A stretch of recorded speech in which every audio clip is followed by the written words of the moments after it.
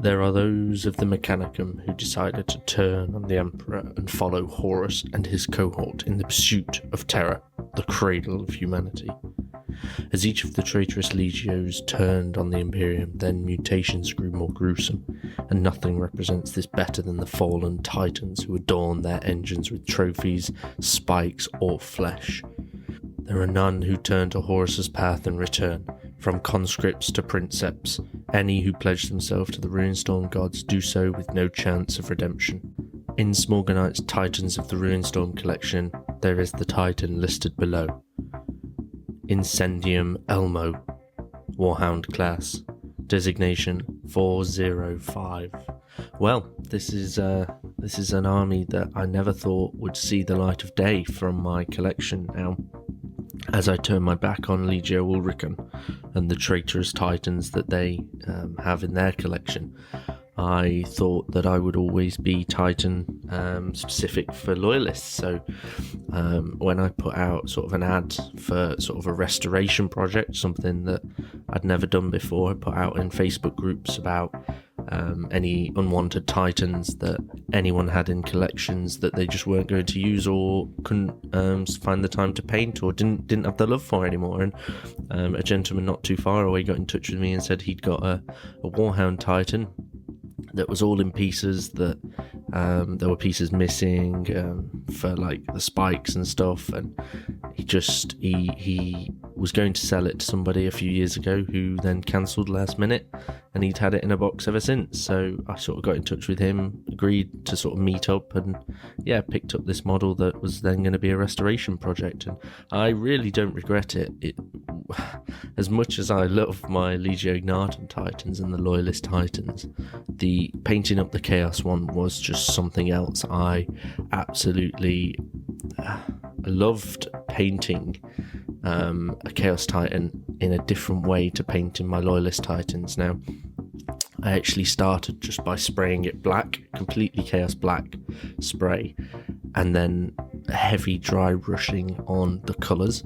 So what I first did was the metal, so the sort of legs bits, not the armour plates or anything, just did the legs, and then after I'd done that I did Iron Warriors for the metal, just like as a heavy dry brush, a couple of sort of coats of that of dry brush, and that brought up the metal to a point where I was actually very happy with it. So I left it at that.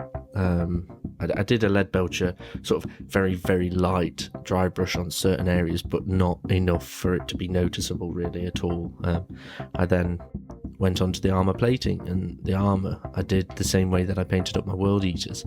So I did it with brown first, so Mournfang brown first, and then built up the actual red on top of the brown so that it faded from black quite nicely. And I absolutely love the fade that the armour plates have from sort of in the recesses. There's no shade or anything on this model for sort of the armour plating on the metal, and it worked its way up quite nicely. And then the next thing that I did was the trim. Now I couldn't decide what to paint trim and what not, in the sense of whether or not to paint it a dark gold, whether to paint it a bronze, but ultimately I decided on a method that I'd never used before for painting sort of a large model like this, and that was to do the base colour of the new Necron base paint. I think it's called Rune Lord Brass.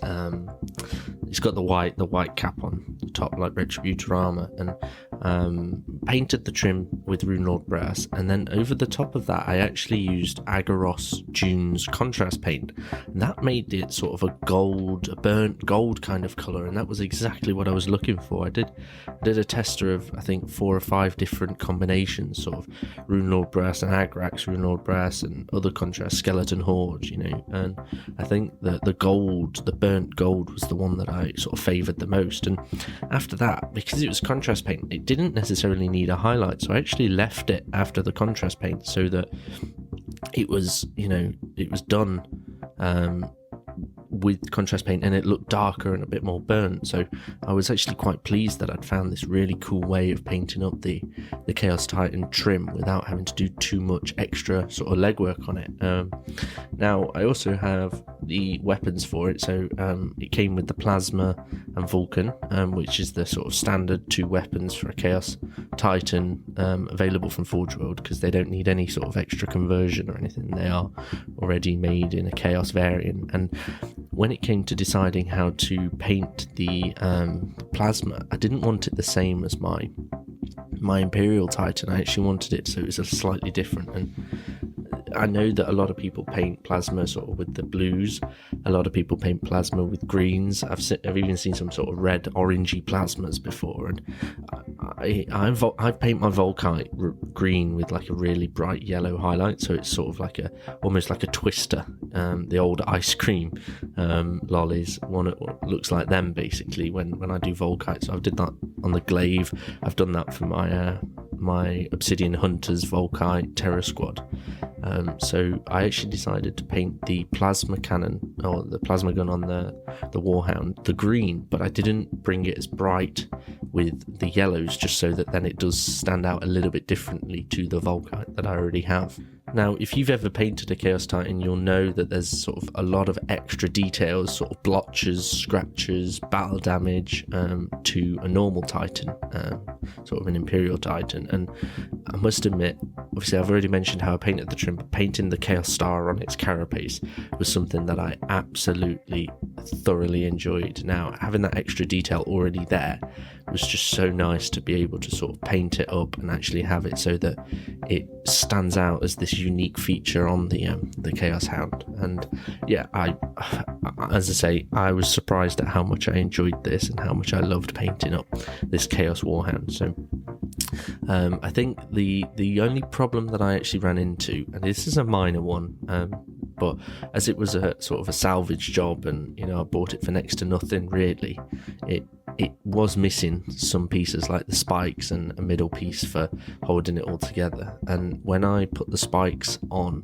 in their positions in the slots at the back, I was actually missing 4 spikes. So before I glued a couple of the spikes, I actually made some molds of them in blue stuff and made some more out of green stuff to make sort of the missing spikes again. And that fit in quite nicely. You can't tell which ones are which really, because the blue stuff actually molded quite nicely for these spikes that were missing. So yeah, it was a nice fun project that I managed to sort of salvage something for, as I say, next to nothing really, and now have a Chaos Titan to go with my Traitor Forces for the studio, or for sort of Minion, Rhodey or Croydon to use should they want to. Another alteration that I've made on the shoulders, so on its 2 shoulders, there's like little Chaos stars. However, I'd seen a conversion of an Imperial Titan where they'd made it sort of ultra zealous, and put braziers, so 2 braziers from Age of Sigmar terrain, on its shoulders. Now, I thought it was an interesting idea. I thought it was very cool that they sort of matched perfectly. However, I didn't think it fit best on an Imperial Titan. So when I actually found my braziers that I had in sort of a box tucked away somewhere, I actually sanded down and used the Dremel to drill holes in the shoulders, and actually added the braziers on to its shoulders. So now it's got 2 flaming sort of shoulders, which fits in better with its name, Incendium Elmo. Now the name itself is sort of, as I do care about the model obviously, but as I don't care about it as much as I do my normal Titans, I sort of asked Jarl and Minion for a name. What name ideas would they have? And somebody sent something, and I replied with a gif of Elmo, the Sesame Street character, with flames behind him. And Jarl said that was perhaps the best name for him, Burning Elmo or Flaming Elmo, one or the other. And from there I just sort of translated it into Latin / sort of the High Gothic-esque language, and yeah, Incendium Elmo was born. So yeah, that was quite a nice sort of nod to sort of my friends with their sort of input for what to name this Titan. So yeah, I'm looking forward to playing some games against it. I played one game against it with Minion. He used it when we played the Dark Angels versus Mechanicum and the Fortress, which was a lot of fun. It took me 3 turns to get rid of it, but it took me 3 turns of not really focusing everything on it because there was a lot of different threats. So it meant that I was sort of looking at the Thanatar, looking at Scoria, looking at Thalax and Armigers and stuff. So yeah, it was a lot of fun to sort of to play against, and I think when I take my bigger Titans, it'll be even more fun because it'll be gone very, very, very quickly.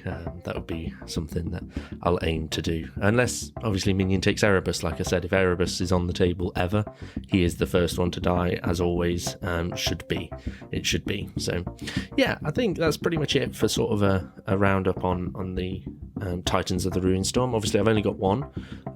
If there are ever any more Titans that people are wanting to sort of, sell on because they're sort of fallen out of love or lost the passion for the project, or it's all in pieces and they don't think they can salvage it and they want to sort of just make a little bit back on it, then feel free to get in touch. Again, contact us on the contact us page. It will be something that it would be a fun salvation project for me to work on. No condition would not be considered, so just get in touch with me. Obviously if it's fully painted and professionally done already, I would feel awful having to strip it and restart like I did with this one. So if you've sort of fallen out of love with your Titan, it's all in pieces and it's all sort of looks like there's no escape and no return for bringing it back up, feel free to get in touch. I will require the Forge World certificate to be with the Titan as well, just for confirmation that it is not sort of a China cast model. But yeah, please feel free to get in touch with us using the contact us page. Alternatively, you can you drop into our DMs on Instagram and one of the team will get back to you on there. So yeah, I think that's pretty much it for the Chaos Titans army roundup. So thank you very much for listening and take care.